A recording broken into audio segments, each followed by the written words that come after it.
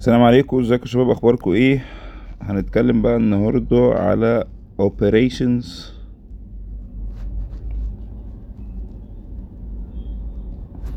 on functions.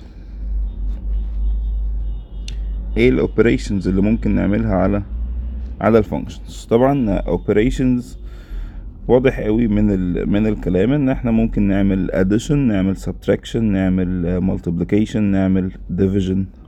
دي الاوبريشنز اللي احنا هنكون بنعملها، وهنتعلم ازاي نطبق الاوبريشن وازاي نجيب الدومين بتاع الفاينل انسر. تعالوا نبدأ كده بان احنا يكون عندنا two functions. الفانكشن الاولانية f of x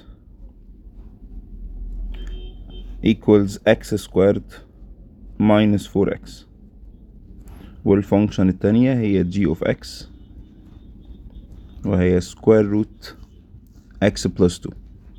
طبعا الراجل لازم يديني two functions عشان ابدأ اعمل operations على الفانكشنز.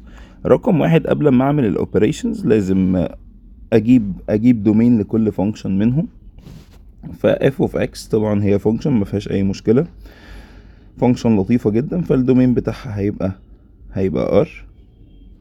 g of x فيها مشكله لان هي سكوير روت، ومادام فيها سكوير روت يبقى احنا عندنا مشكله، خايفين من ان اللي تحت السكوير روت يكون رقم نيجاتيف، فبنقول ان x plus 2 وده اللي تحت السكوير روت لازم يكون greater than or equal 0، وده معناه ان x لازم تبقى greater than or equal negative 2. ده معناه ان الدومين بتاعي هيبقى from negative 2 closed لحد ما اوصل لانفينيتي. كده انا جبت d1 وجبت d2، جبت دومين الفانكشن الاولانيه وجبت دومين الفانكشن التاني. عشان اجهز نفسي اني اعمل اي اوبريشن لازم رقم واحد اروح واعمل دومين الاوبريشنز. فالدومين بتاع اي اوبريشن هتحصل وهنتكلم عنه بالتفصيل هيكون عبارة عن d1 intersect d2. هجيب الانترسكشن ما بين الدومين الاول وما بين الدومين التاني. طبعا لما اعمل انترسكشن ما بين r وما بين من نيجاتيف 2 لحد انفينيتي يبقى الانترسكشن هو من نيجاتيف 2 لحد انفينيتي. الدومين ده شغال معاك وانت مغمض لو كنت بتعمل addition او subtraction او multiplication، وهيبقى شغال معاك مع بعض التعديلات لو احنا بنعمل division. تعالوا نبدأ كده بان احنا نعمل رقم واحد، نعمل addition. فانا عايز امسك الفانكشن f اعمل لها addition مع الفانكشن g. كل اللي هعمله اني همسك الفانكشن f اللي هي x squared minus 4x وهعملها plus الفانكشن g اللي هي square root x plus 2. بس خلاص انا كده عملت لهم اديشن. الراجل هيطلب مني يقول لي لو سمحت انا عايز الدومين. مفيش اي مشكله، الدومين بتاع الاوبريشن دي هيبقى زي ما اتفقنا من اول نيجاتيف 2 لحد ما اوصل لانفينيتي. تاني حاجه ممكن الراجل يطلب مني سبتراكشن، عايز يعمل f minus g. مفيش مشكله، f minus g of x. هنمسك الفانكشن f وهي x squared minus 4x. الكلام ده هنعمله minus الفانكشن g وهي x plus 2. انا كده طبقت الاوبريشن. هيبدأ يطلب مني الدومين. خلاص مش هيفرق اي حاجة عن الدومين بتاع الاديشن اللي احنا جبناه، وهو برضو من نيجاتيف 2 لانفينيتي، وهو كان الانترسكشن اصلا ما بين الاتنين. تالت حاجة ان احنا نعمل multiplication. فلما اجي اعمل multiplication يعني f times g of x، كل اللي هعمله اني همسك الفانكشن f وهي x squared minus 4x، هعملها times الفانكشن g وهي square root x plus 2. طب والدومين ولا في اي اختلاف، نفس الدومين اللي احنا لسه جايبينه حالا. يبدأ بقى الشغل يظهر لما يطلب مني اعمل division. يعني مثلا عايز يحسب f over g of x. ده معناه ان احنا هنكتب الفانكشن f فوق، والفانكشن f هي x squared minus 4x. هعملها divided الفانكشن g وهي square root x plus 2.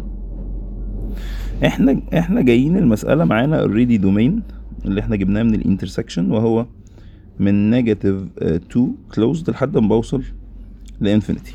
بس انا عملت لنفسي مشكلة. ايه هي المشكلة اللي عملتها لنفسي؟ انا بقى عندي division، يعني الدينومينيتور ما ينفعش يكون equal 0. طب انهي رقم يخلي اللي تحت ده equal 0؟ ان الاكس تكون equal نيجاتيف 2. فكل اللي هعمله ان انا هعمل تعديل بسيط على الدومين اللي موجود عندي، لان النيجاتيف 2 اصبحت رقم بيعمل لي مشكلة.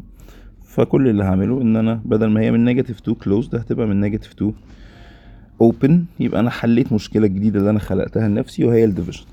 طيب لو عكست بدل ما هعمل f over g انا هعمل g over f of x. الكلام ده هيبقى equal، هنكتب ال g هي اللي فوق وهي square root x plus 2، وهنكتب x squared minus 4x تحت. احنا جايين المسألة زي ما اتفقنا، ومعانا مين؟ معانا الدومين اللي احنا جايبينه من الانترسكشن اللي هو من نيجاتيف 2 closed لحد ما بوصل لانفينيتي.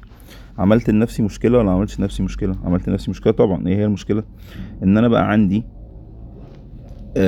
denominator، لان بقى عندي fraction، والدينومينيتور ده انا خايف ان هو يكون equal 0، فنمسكه كده مع نفسه x squared minus 4x.